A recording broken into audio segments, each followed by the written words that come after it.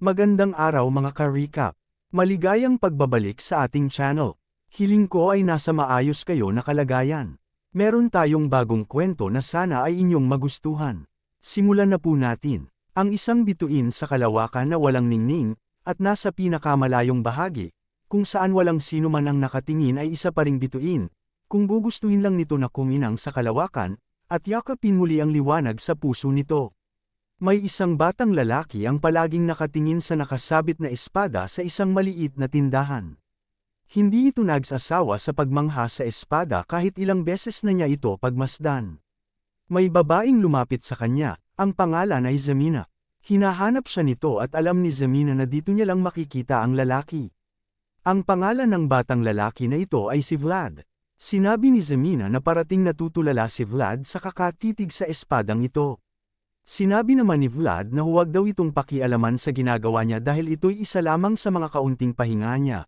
Tinanong siya ni Zemina kung isa ba ito sa mga rason kung bakit may mga kwento-kwento na kumakalat tungkol kay Vlad.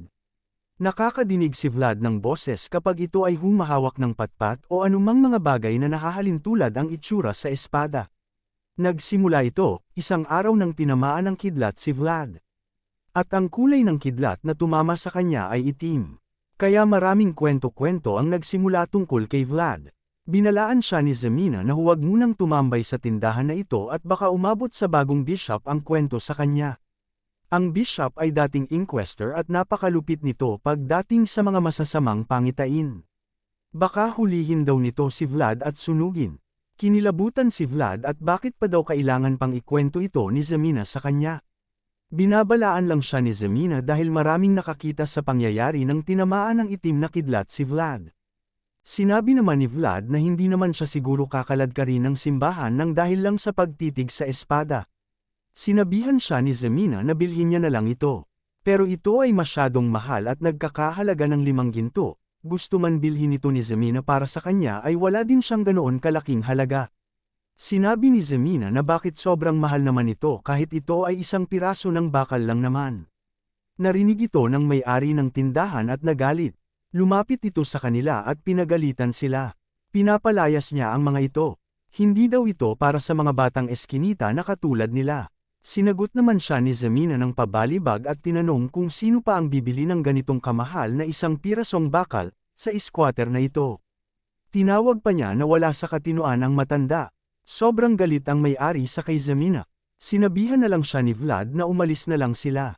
Habang umaalis ay galit pa rin ang may-ari sa kanila. Naaalala niya nang maliit pa ang mga bata ay binigyan niya ito ng makakain. Pabalik na sana sa loob ang may-ari at napansin niya na nakabaon ng lupang tinayuan ni Vlad. Ibig sabihin ay matagal na itong nakatayo doon. Sinabi ng may-ari na sana ay naghanap na lang si Vlad ng mapagkakakitaan para mabuhay. Huwag na daw sana itong mangarap ng mataas. Squatter ang lugar nila. Alam niya ang hirap na makaalis sa lugar na ito. Ibebenta niya lang ang huling obra niya sa kung sino man ang makakaalis sa lugar nila dahil ayaw niya mabulok ang obra niya sa squatter. Pero habang tinititigan niya ang kanyang obrang espada ay napagtanto nito na ang espada at ang batang si Vlad ay magkatulad, nagnainingning sa lugar na ito. Ano ba ang lugar na ito? Ang sentro ng ekonomiya sa Hilaga, at ang ilaw ng hilagang rehiyon, salamat sa kapangyarihan ng pamilyang Bayezid, ang Sora. Sa maliwanag na lugar ng Sora ay hindi may kakaila na meron din itong tinatagong dilim. Ang squatter, ito ay kung saan ang mga basura at hindi na makikinabangan na mga bagay ay tinatapon. Sa isang bahay aliwan, sa squatter na ito ay makikita na may mga masasayang tao. Sa kalagitnaan ng kasayahan na ito ay biglang may nadinig na sigaw. Isang lalaki na sinasabunutan ng isang babae palabas ng isang kwarto. Sinasabi na niloloko daw ito. Ang lalaki daw ay nagtrabaho ng 20 taon bilang isang mercenary pero sinubukan ito bentahan ng peking gamot. Biglang dumating si Vlad at nagreklamo sa sobrang ingay. Tinawag siya ng lalaki bilang tagagawa ng kandila. Ang kandilang mga ginagawa ni Vlad ay ang basehan kung gaano katagal pwedeng magamit ng mga customer ang babae sa loob ng bahay aliwan. Sinabi ng lalaki kay Vlad na tawagin nito si Madam, ang manager ng bahay aliwan, dahil gusto nitong magreklamo. Sinabi naman ni Vlad na, kung gusto daw nito makita ang Madam ay kailangan magbayad ng ginto at hindi pilak. Mas nagalit ang lalaki dahil humihingi ito ng ginto gayong nangluloko lang daw ang mga ito. Kung hindi daw kayang dumating ng madam ay tawagin na lang nito ang nanay niya. Sinabi din ng lalaki na scam daw ang kandila dahil masyadong mabilis na ubos ito at napakamahal pa. Wala pa daw siyang ginagawa sa babae ay tapos na ang oras niya. Sinabi ni Vlad na wala naman daw talaga itong magagawa sa 5 minuto. Dahil ang isang kandila ay tumatagal ng 5 minuto. Kung wala daw itong pera ay bumalik na lang ito sa asawa niya. Galit na galit pa rin ang lalaking customer kaya sinabi ni Vlad na magpustahan na lang sila. Merong orasan sa likod ng lalaki, kapag ang kandila daw ay naubos at di umabot ng 5 minuto ay, papayagan siya nito na gawin ng anuman sa babae. Pero kapag naman ang kandila ay umabot ng 5 minuto ay bubugbugin niya ito. Nakaramdam ng takot ang lalaki sa mga tingin ni Vlad. Sinimulan ng sinindihan ni Vlad ang kandila. Pagkatapos ng ilang sandali ay naubos na ang kandila. Pero hindi natatandaan ng customer kung anong oras nagsimula si Vlad kaya di niya alam kung 5 minuto ba talaga ang itinagal ng kandila. Biglang hinampes ni Vlad sa mukha ang lalaki at sinabing 5 minuto na ang nakalipas. Pinasok niya ito sa isang kwarto at tuluyan ng binugbog. Isa pa sa rason kung bakit galit na galit si Vlad ay sinabihan pa niya si Vlad na tawagin ang ina nito gayong wala naman daw itong ina. Pagkatapos ng incidenting yun ay nakipag-usap si Vlad kay George. Si George ang may-ari ng bahay aliwan na ito. Sinabi ni Vlad na hindi 5 minuto ang kandila at may sumubok na pakialaman nito. Bigla naman sumabat ang isang babae at tinanong kung sino naman ang susubok na pakialaman ang kandila. Kailangan daw itong hanapin. Sinabi ni Vlad na sinusubukan na niya at tinanong kung paano niya ito hahanapin. Biglang tumawa ang babae at inamin na siya ang gumawa nito. Prank lang daw ito. Ang babae pala ay si Madam. Ang manager ng bahay aliwan na kung tawagin ay Roses Smiles. Marcela ang tunay na pangalan. Ginawa niya lang daw ito para makakuha pa ng maraming pera sa mga lasing. Umalis na lang si Vlad at nasabi sa sarili na nabugbog niya ang isang customer ng walang rason. Wala naman daw itong magagawa dahil empleyado lang siya. Biglang may lumapit sa kanya na grupo ng mga kalalakihan. Sinabi nito na narinig nila na maraming kita si Vlad sa mga naibentang kandila at kailangan daw nila ng pera. Tinakat sila ni Vlad sa pag-aakalang na nakawan siya ng mga ito. Sinabi ni ng mga ito na patas naman daw ang kanilang palitan na inaalok. Pera kapalit ng isang bata na nahuling nagnanakaw. Ibabalik nila daw ang bata kapalit ng 40 na pilak. Tinanong ni Vlad kung ang bata ba ay pinutulan nila ng daliri o ugat sa paa. Hindi naman daw sila lalapit kay Vlad kung ginawa nila ito. Binugbog lang daw nila para matuto ng leksyon. Binigay ni Vlad ang 40 na pilak kapalit ng bata. At sinabihan sila ni Vlad na kapag nahuli nila ito sa susunod ay patayin na lang nila dahil wala na siyang perang pangtubos sa mga ito. Umalis na ang mga kalalakihan. Sinabi nila hindi matitiis ni Vlad ang mga bata kaya alam nila na papayag ito. Tinanong ni Vlad si Ned, ang batang nahuli, kung may mga bali ba ito sa katawan. Sumagot naman si Ned na wala. Pinauwi na siya ni Vlad at baka daw siya pa ang bumali sa mga buto nito. Nagpasalamat si Ned kay Vlad at umuwi na. Napabuntong hininga na lang si Vlad at nasabi na wala ng pag-asa na makaipon ng 5 ginto ito. Sumunod na araw ay pumunta si Vlad sa kaibigang si Harven. Nagtatrabaho para sa Captain Hoover family. Ikinwento nito ang nangyari kay Ned at sinabi ni Harven na mabuti na lang at hindi ito natulad sa kanya na pinutulan ng daliri at ugat sa paa. Siya daw ang naging leksyon para sa lahat noong araw. Pinag-usapan din nila ang tungkol sa kandila. Sinabi ni Harven na may usap-usapan na dati pa pero walang may naniwala dito. Sinabi din ni Harvey na hindi rin daw ito ginagawa ni Madam dati, hindi daw ito ganoong klaseng tao. At sinabi ni Vlad na parang alam din ni George ang tungkol dito. Pero hindi sila mga ganoong klaseng tao, ibig sabihin ay may rason sa likod ng mga ito. Saad ni Harvey, tinanong ni Vlad si Harvey kung ano ang rason sa mga ginagawa ng mga ito. Ayon kay Harvey ay 70% ang tsansa na nangangailangan ng pera si George at Madam, sa lalong madaling panahon. Binalaan ni Harvey si Vlad na mag-ingat dahil isa lang ang rason bakit nangangailangan ng pera ang mga organisasyon sa lalong madaling panahon. Ito ay giyera sa gitna ng iba't ibang organisasyon, may 5 lider ng organisasyon na dumodamina sa squatter ng Sora. Si George, kabalyero ng bahay aliwan. Si Black Bear ng mga matedero ng baboy. Dice ng mga sugarol, Whale Hunter ng Captain Hoover family, at si One-Armed Jack ng Moneybug. At parang nagkakatoto nga ang sinabi ni Harven. Sumunod na araw ay dumating si One-Armed Jack sa bahay aliwan at hinahanap si George. Pakiramdam ni Vlad ay lahat ng kadiliman, lumalapit sa kanya, nakatago sa anino ng paligid. Mga aksidente ay mangyayari sa paligid ng walang banta, at ang pagkawasak ay magaganap ng walang sinyales. Hindi makapaniwala si Vlad na nasa harap niya si Jack, tinatanong siya nito kung nasaan si George, pero hindi sumasagot si Jack. Nagalit ang isa sa mga tauhan ni Jack at sinigawan si Vlad. Sinagot lang ito ni Vlad na wala daw itong alam dahil isa lamang siyang tagagawa ng kandila. Nagalit sa sagot ni Vlad ang tao ni Jack at binasag ang mga kandila nito. Maraming nagulat na mga tao na nasa bahay aliwan sa ginawa niya pero si Vlad ay kalmado lang at pinulot ang mga kandila. Wala na daw siyang maibebenta sa araw na yon. Hindi makapaniwala ang lalaki sa inaasta ni Vlad at mas nagalit ito nang tinawag siya ni Vlad sa insultong paraan. Nang akmang sisipain niya si Vlad ay hinato siya nito sa bukong-bukong ng kahoy. Sabay hataw din sa mukha. Natanggal ang ibang ngipin nito. Hindi makapaniwala ang mga tao sa loob kabilang si Jack. Sinabi ni Vlad na ang batas ng squatter. Kung sino man ang manalo ay itataas at ang talunan ay lulubog. Pagtutulungan na sana nila si Vlad pero pinigilan ito ni Jack. Nagustuhan niya si Jack dahil sa pinakita nito. Mag-uusap daw sila mamaya ng pribado. Biglang dumating si George at sinalubong si Jack. Sana daw ay nag-abiso ito na pupunta para nakapaghanda ng inihaw na karne si George para sa kanya. Niyaya ito ni George na sa itaas makipag-usap. Si Madam Marcella na daw ang bahala sa pag-aliw sa kanya dahil magaling ito mag-alaga ng bisita. Bigla naman nakahinga ng maluwag si Vlad at akala niya daw ay mamamatay na siya. Pagkatapos ng ilang sandali ay bumaba na si Jack at tinawag si Vlad. Inalok nito na kapag nagsawa na daw ito sa amoy ng kandila ay magtrabaho ito sa kanya. Sinagot siya ni Vlad na wala siyang balak umalis dito, dahil pinapakain, binabayaran, at binibigyan ng matutulugan. Tumawa na lang ng malakas si Jack at binigyan ng isang ginto si Vlad.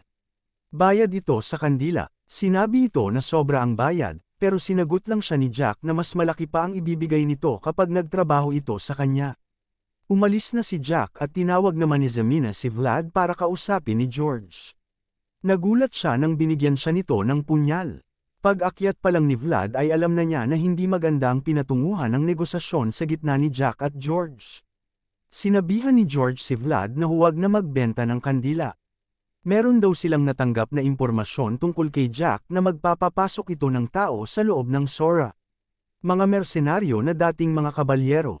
Katulad ni George, si Jack ay may maraming mga tauhan pero kahit meron siya nito ay may isang tao na hindi niya kaya malampasan. Ito ay si George na dating kabalyero. Walang magagawa ang isang kawo ng tupa sa isang mabangis na lobo na katulad ni George. Pero kapag nagpasok na si Jack ng mga tao na nasa level ni George ay ibang usapan na ito. Totoong nasa alanganin na sila kaya kailangan ni George ang tulong ni Vlad. Sa susunod na mga araw ay bibigyan siya nito ng una niyang misyon. Habang nag-iensayo ng espada ay napag-isip ni Vlad na pagkatapos maging lumpo si Harven ay nag-aral ito ng mabuti para maging magaling at mapakinabangan kahit ito ay may kapansanan na. Napag-isip niya na ang pagsisikap at pagtatiyagas sa pag-aral ay dadalhin ka sa itaas. Habang nag-iensayo gamit ang patpat, si Vlad ay may narinig ito na boses. Tinuturuan nito si Vlad paano ang tamang paghataw sa espada. Nalilito si Vlad dahil dito. Akala niya ay nababaliw na siya sa tuwing ikukumpas niya ang espadang patpat. Nagsimula ito noong tinamaan siya ng itim na kidlat. Kapag humahawak ito ng espada o mga kahoy na mukhang espada ay may bumubulong sa kanya. Kailangan niya daw bumili yata ng holy water bago bumili ng tunay na espada. Hindi niya na lang daw ito papansinin at mag-focus na lang sa training. Nang ihahampas na niya ang espada ay bumulong sa kanya ang misteryosong boses. Tinuturuan siya nito ng tamang stance sa paghataw ng espada. Sinunod naman ito ni Vlad at nagulat siya sa resulta.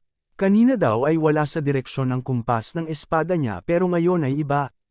Ito ay parang sword path. Hindi niya alam kung ano ang tumatakbo sa utak niya. Ano o sino kaya ang misteryosong boses na ito? Isang gabi sa isang kagubatan ay isang misteryosong lalaki na pumupunas ng dugo sa kanyang espada. Napansin niyang may tao sa piligid niya at tinawag niya ito para magpakita. Tinanong ng nakatagong tao kung si Stanga daw ba ito.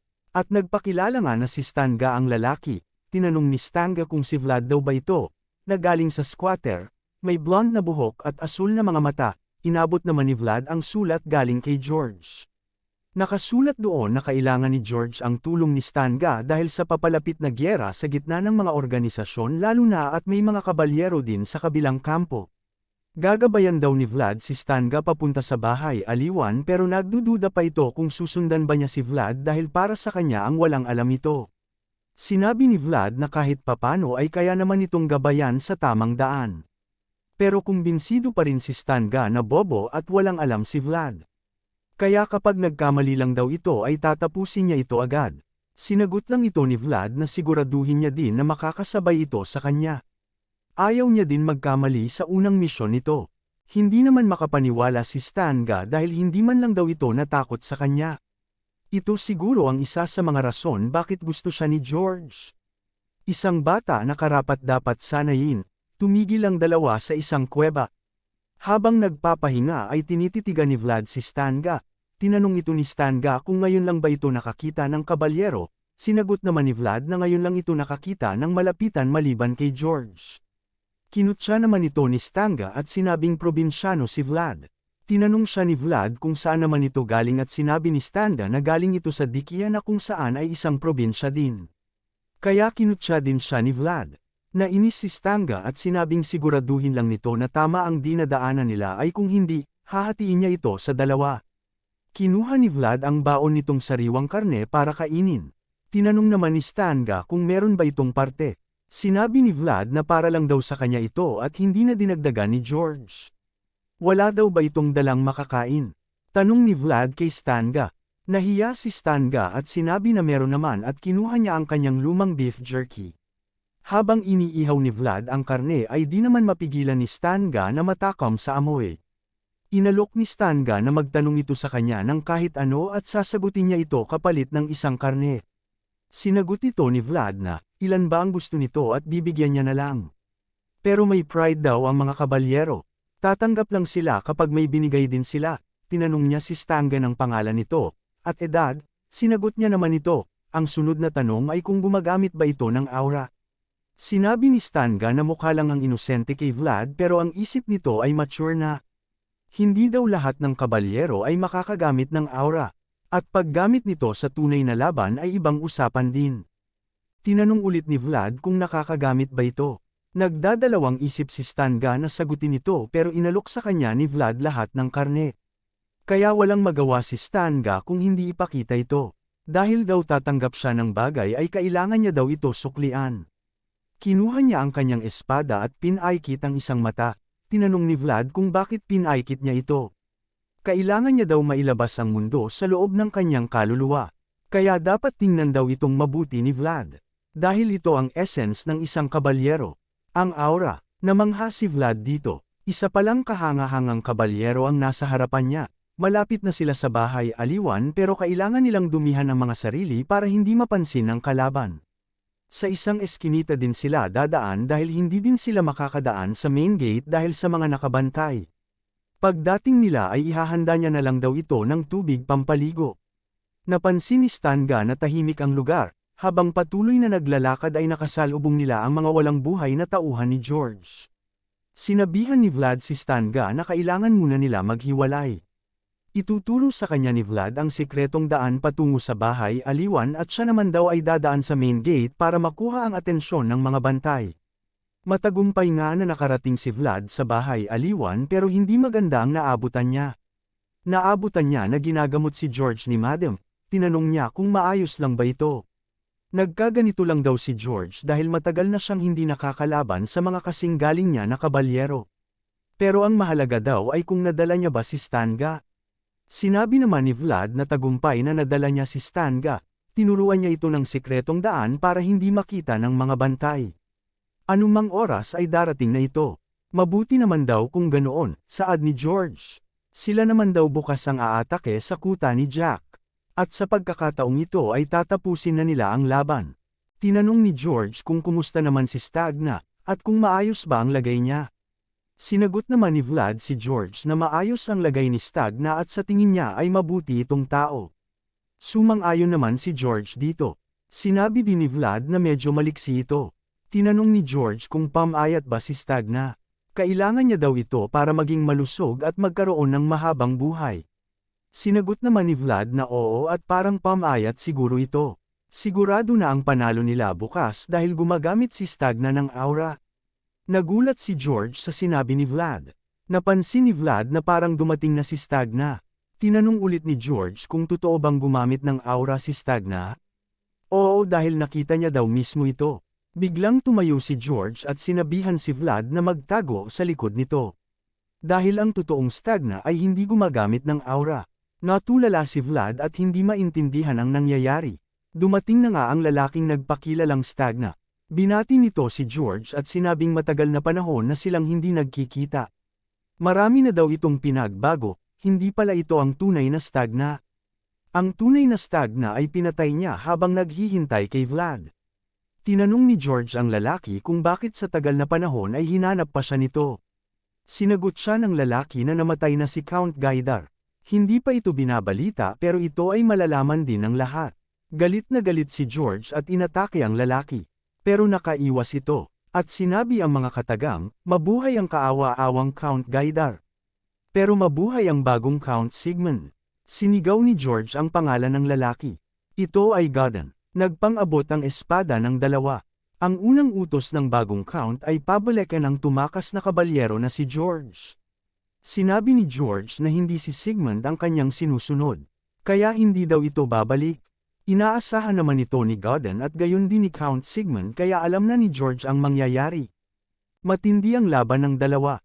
Malakas pa rin si George kahit ito ay sugatan. Itinakas naman ni Vlad si Madam Marcella para hindi madamay sa gulo. Tinanong ng mga tao kung ano ang kaguluhan ang nangyayari sa itaas. Sinigawan sila ni Vlad na kailangang nilang umakyat para tulungan si George pero hindi pa natapos ang kanyang sinasabi ay tumilapo na si George sa harapan niya at nahulog. Nagulat ang mga tao nito. Ang kanilang boss ay walang laban. Biglang ibinato ni Vlad ang punyal kay Godon pero hindi ito pinansin ng kabalyero. At pinunterya si George. Binalaan ni Vlad si George na umiwas. Tinanong ni Godon kung bakit hindi nalang sumunod sa utos si George sa araw na yon. Sinagot ni George si Godon na tao lamang siya, at hindi siya sumusunod sa parang dumi ng aso na mga utos. Sinagot siya ni Godon na hindi lamang siya isang tao, kundi isang kabalyero na dapat sumunod sa utos na pinaglilungkuran niya. Pero huli na ang lahat at tatapusin na niya ito. Masyado nang mahaba ang gabi para dito. Ginamit ni Godon ang aura na pinakita niya kay Vlad sa kuweba. Nakita ito ni Vlad at sumigaw na huwag itong gawin. Pero parang huli na ang lahat. Nagliwanag ang paligid na parang buwan, at nawasak sa isang iglap ang paligid. Pagdilat ng mga mata ni Vlad ay nakita niya na wala ng buhay ang mga tao sa loob ng bahay aliwan. At lumantad sa kanyang harapan si Godon, hawak ang ulo ni George. Natulala si Vlad, naalala niya na ang unang tao na kumuha sa kanya sa eskinita ay si George. Ito ang unang tao na naniwala at nagbigay ng pagkakataon sa kanya. Ang pinakamalakas na tao para kay Vlad ay si George. Ang kulay asul na liwanag ng buwan ay tahimik na lumalapit kay Vlad. At dahan-dahan itong winawasak ang mundo ng bata. Hindi mapigilan ni Vlad ang emosyon at kinuha ang espada sa sahig. Pinigilan siya ng boses sa utak niya. Pero sa sobrang galit ay hindi ito pinakinggan ng bata.